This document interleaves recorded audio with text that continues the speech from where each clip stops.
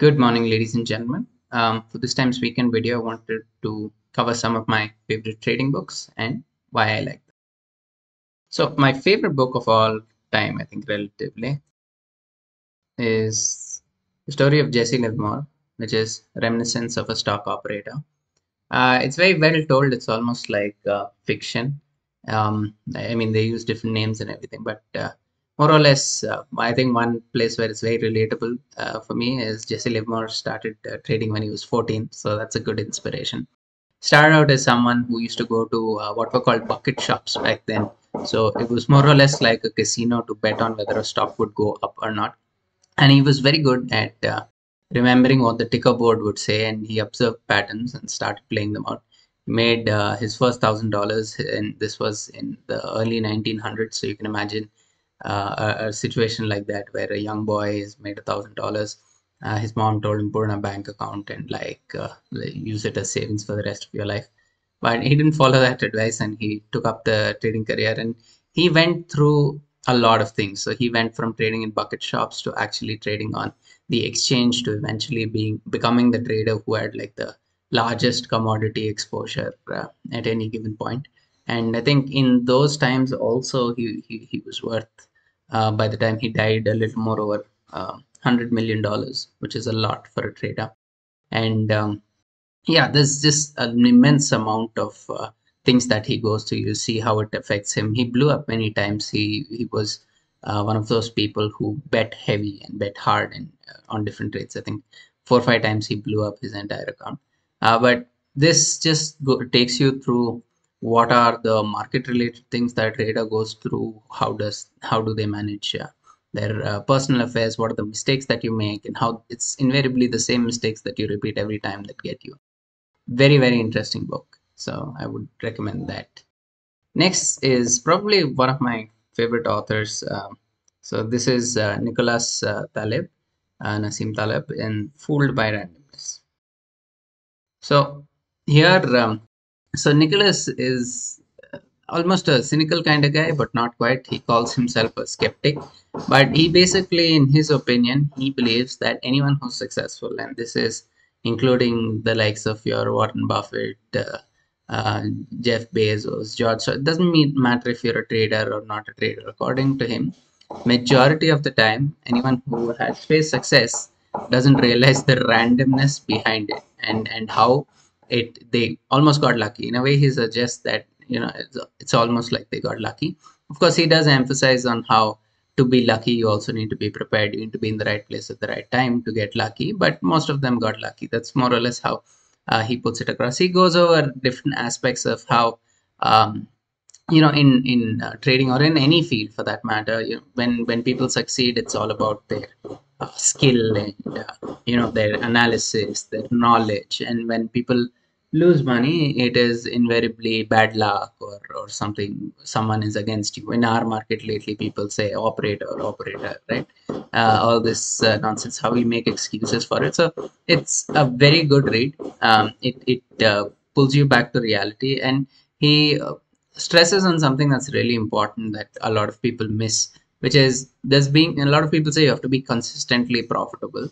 Um, he goes against it, and in a lot of ways, I think I agree with him. Being consistently profitable doesn't make you a good trader. Just because you can make money by selling 500 points away options on every weekly expiry, it'll make you money for a long time. Why 500? You make 1,500 point triangle on every weekly expiry. You will make money every week. There's no way you lose money. For years, you might not lose money, but in one fine day, you can go bankrupt in a single day, and you can lose far beyond what you have, right? So there's this tendency that we think that, okay, market has never moved more than this much lower or this much higher in any given day. So that is an assumption to work with, saying that, okay, then that will also mean that it will never, but you never know. This is the market, anything can happen. And this is a very good book. I think it grounds you in terms of being able to understand the risk of not just market. He talks very little about the market actually in this. It's a lot more anecdotal, where he's talking about all other stories which give you estimate of the kind of nature of market and life itself. So very good book, definitely a must read. He also has a book called Black Swan, which is good. You can check that out. So next book I want to cover, Trading for a Living. So there are many books of this nature, but relatively I found this to be the most easy to go through and like keep it simple, keep it precise and to the point. Basically, in this book, the author talks about how there are a few pillars in trading, right? So you have psychology, and you have your analysis, and how to create a view, basically, and third, you have money management. And if any of these three fail, you are a ticking time bomb, is more or less what he talks about. He breaks down psychology into different aspects, how to manage your psychology better. He breaks down analysis. He talks about different technical indicators, how they can work together, how no indicator actually works, but most of them can be used as a confirmation when, if you want to take that approach to creating a view. And finally, he talks about how without money management, the first two are useless anyway. So if you aren't uh, allocating you're taking bigger losses than you can afford to, then the other two conditions are a complete waste of time. Next, Unknown Market Wizards by Jack Swalker. This is really good, right? So in this book, what he does is he interacts with different traders, very successful traders. Some people with absolutely no financial background. Actually, I think nobody there had a financial background, maybe except for one or two. There you have army veterans, you have tennis players, you have people from the movie industry, just people who are extremely successful for over a long enough period. Most of them have 10 to 15 years in the market where they have done extremely good returns with very low drawdowns. And you get to understand from each of them what works for them and why they're successful. And what's really interesting is sometimes it's exactly contrary. What one person says works for him says the other person doesn't work for. This kind of gives you an insight of this holy grail that everyone is always looking for. It's like this one strategy. You have people here who trade different instruments. You have people who are trading different strategies, and sometimes each one is countering the other, but regardless, they have all been successful over a long timeline. So what really gets them there? What is their each individual secret sauce? It's really nice because here this book is more or less just an interaction between the author and some amazing people. So I would definitely recommend that. You will find a lot of things overlap as far as personality types are considered, but where they are from, the kind of traits that they take, they vary immensely, and it is very, very interesting. So you can check that out. Then I would say When Genius Failed. So this is the book about long-term capital management, a hedge fund that used to mainly deal with arbitrage across markets as well as doing short-term mean reversion trades. So they used to take a lot of short-term mean reversion trades. Generally, the idea is if a market is undisrupted, it will eventually revert to its mean. So that's more or less what they did. They employed a very scientific method of doing it. They had PhDs, they had Nobel Prize winners, they had all kinds of economists. They were basically loaded with as much brain power as you can find, but they blew up. They completely blew up. They went from being the best performing hedge fund to blown up and in complete debt overnight. And this was purely because of leverage. They took massive leverage multiples of 40x and more. And they worked with a few models that had assumptions.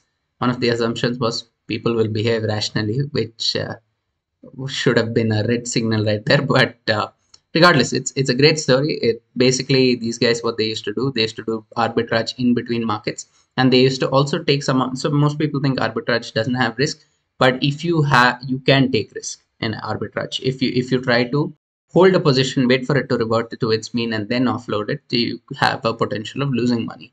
And when you're leveraged at 40, 50 times, smallest of moves can make the biggest difference to your capital. What happened here is once they started going down, banks started raising interest rates on them, and more or less to get back the money, banks also shorted LTCM stock. LTCM stock fell, so the confidence in LTCM fell, which means bank wanted their money faster. And at this point, actually, if the trade that they had taken, the different trades that they had exposure to, had they just been able to hold them, they would have been perfectly fine. But due to leverage, they were not able to hold them, and that was the end of their trading career. They were really arrogant, the way at least it is portrayed. They were really arrogant as to how they know and nobody else knows. and the outcome of it was exactly as followed. So it's also a great book. I asked Ravi if he has any book recommendations, and Ravi is a brilliant guy. He reads a book a day almost, and he's very data oriented. And he recommended the Options Bible by Guy Cohen. Basically, this book is a list of all the possible option strategies you can think of. Just what are all the different strategies? When is a good time to take that strategy? How to manage that strategy in different situations? It gives you more or less everything you need to know. This also he recommended the options playbook. Once again, on very similar lines, you have the different spreads that you can make. What is the risk in the spread? What is the potential reward? If X happens, what do you do? If Y happens, what do you do? So these are two really good books to understand that. Thank you so much for watching. These are some of the books. To a lot of people who can't purchase and read books or go through the PDFs available online, YouTube has a lot of audiobooks of these books. You can not the strategy books, but at least the other books. There are audiobooks. You can listen to them. They will. Some of them are 8 to 10 hours long. You don't have to listen to all of it at once. You can listen to it as you are going about your day and not doing a lot. So thank you so much for watching. Have a great day. Take care. Thank you for watching. Please post any questions you have in the comment section. Also, do not forget to like and share the video and subscribe to the channel.